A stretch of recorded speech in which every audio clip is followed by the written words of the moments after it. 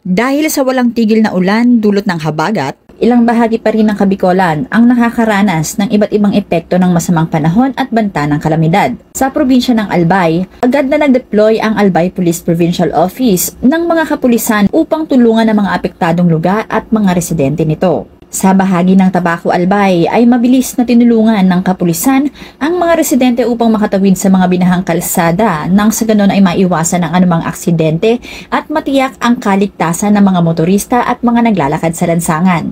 Sa Pulangi Albay naman ay patuloy ang pag-iikot ng kapulisan sa iba't ibang evacuation centers sa nasabing bayan upang tiyakin ang kaayusan at seguridad ng mga evacuees. Pinangunahan naman ng RPSB Team Bagakay ang isang road clearing operations sa bayan ng Jubilar bilang tugon sa mga naitalang sagabal sa kalsada upang maibalik ang normal na daloy sa daan at matiyak ang kaligtasan ng mga residente at motorista. Sa bayan naman ng Libon ay ipinakita rin ng RPSB Makabugos ang tunay na diwa ng serbisyo at malasakit sa komunidad sa kabila ng masamang panahon matapos silang tumugon sa panawagan ng tulong para sa isang batang may sakit. Hindi nag-atubili na rumisponde ang RPSB Makabugos na tumulong upang matiyak na makarating ang bata sa ospital ng ligtas. Pinapayuhan naman ang publiko na manatiling alerto, umiwas sa mga delikadong lugar at sumunod sa mga abiso mula sa otoridad. Patuloy naman ang Albay PNP sa ilalim ng liderato ni Police Colonel Julius C. Anunuevo sa pagtugon sa anumang oras, handang tumulong at magbigay ng agarang responde sa mga nangangailangan upang matiyak ang kaligtasan, seguridad at kapayapaan ng publiko sa gitna ng bagyo at anumang sakuna.